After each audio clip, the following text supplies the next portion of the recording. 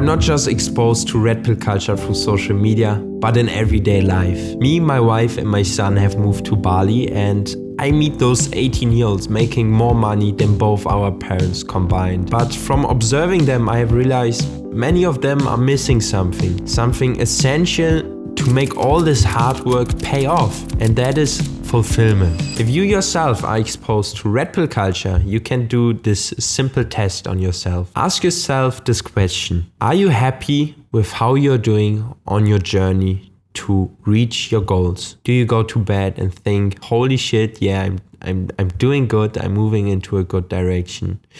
Because for the most of us, there has a lot of frustration built up. Maybe you even put the work in, but you go to bed at night and think, I should be focusing even more. I should be putting even more work in. And that's a side effect of red pill culture I have experienced over the past years. I used to think success is only acquired through working 12 hours a day, being hyper-focused on my business and leaving everything else to the side. I thought eventually I would reach a certain financial milestone, would then get to do the stuff I could never do, would be able to buy the stuff I could never buy, and that would give me what I was looking for, the fulfillment, the happiness. So I went this path, and I thought that's the path every man should take: making money and getting jacked. What I didn't realize, what you don't realize, is that red pill culture enforces self-hate as motivation. All the people in red pill culture preach to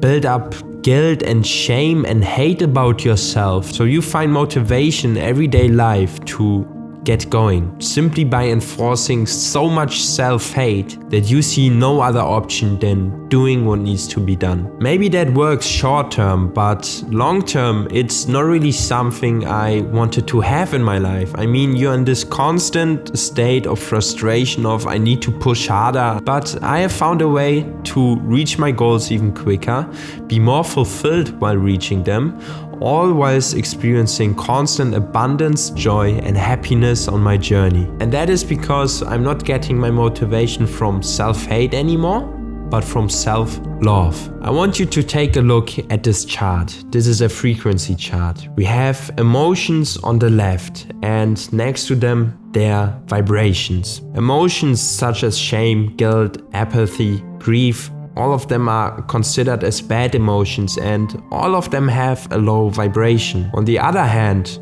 desirable emotions such as peace, joy, love, reason and acceptance, they have a high vibration. Now, a low vibration is what I was just talking about. It makes the world feel as if you are in a constant battle with yourself. On the other hand, high vibration, it makes you be one with yourself. It makes you float around this world full of acceptance, full of joy, like a monk. Now, we don't want to become monks, but we would rather experience this deep fulfillment no matter our circumstances, and then still do the stuff we want to do, reach certain financial milestones, get certain materialistic things, but without this constant self-hate. Why? Because if you practice this constant self-hate in order to be motivated, you will never be able to celebrate small wins. And that's why I was asking you the question: are you happy with your journey? Because no matter what you do, you will try to constantly practice this self-hate in order to stay motivated. Because if you were to celebrate a small win, you go away from the self-hate, you experience joy, you experience happiness, and you haven't learned to find that motivation from those emotions, and that's why you try and avoid them. Now, with having this said, to give you a better understanding, you probably understood the chart by now. Low vibrations feel very contracted, everything's very stiff, you're trying to figure out everything, figure out business through hating yourself, in this constant battle with yourself, with the world. Whilst on the other hand, experiencing those high vibrations, it's very expanded. You realize life isn't just about the money you make, the goals you reach, but it's coming from the journey. It's coming from your present state of being, practicing constant gratitude and solitude. And It's a funny game. Like I had to laugh when I did this. I want you to put Andrew Tate on that scale. If you picture how he appears, how he talks, where would you put him? Does he seem contracted, this angry, annoyed guy who's, you know, just all about getting shit done? Or does he appear like a monk? Does he have this solitude, this gratitude within himself? Is he one within himself? Well, if I had to put Andrew Tate on the scale, I would probably put him around a vibration, well, it's just numbers, 125 to 175. To me, he is constantly practicing this pride, anger, and grief, and all these bad emotions that make him exactly that. This contracted character, all about hating himself to get shit done. The outcome is someone who's not really able to celebrate his wins. I mean, he has all those fast cars, but does he seem happy? Does he seem as if he's one with himself? As if he's happy with where he's at? He has, I don't know how many women and how many kids, but just the fact that he can't stay with one woman is explaining to me that he's not really able to experience proper love. I don't want to hate him. This guy is giving me motivation on the daily when watching him. Maybe not even more through his crypto stuff, but like back then I used to watch his clips. But yeah, I wanted to make this video to get this message out there that Red Pill is enforcing this in us, that you have to work 12 hours a day, never be happy about where you're at, because it's gonna end your urge to become better.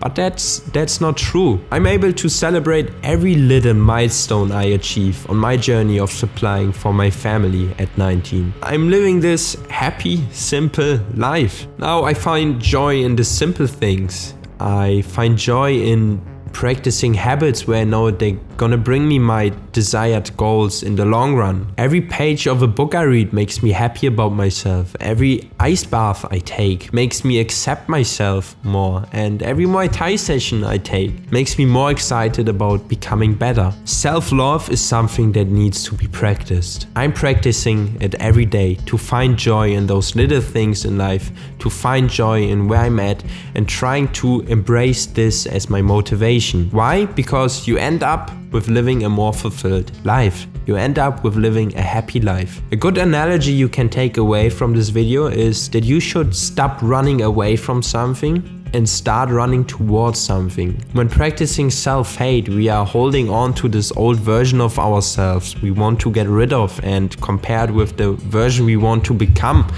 Practice this constant self-hate to find this motivation to become that desired version. When you practice self-love, it is being happy with where you're at right now. That doesn't mean you have to do nothing in daily life to work for your goals, but to be present on your journey, to find joy on your journey, and find joy around working for your desired self. Self-love is a lot harder to practice. But that's exactly why it's a lot more rewarding. It leaves you with living a more fulfilled life. Now, if you feel like you have lost yourself on your individual journey of building that business, living a more fulfilled life in the long run, you're more than welcome to send me a DM on Instagram. That was it with this video. Let's grow.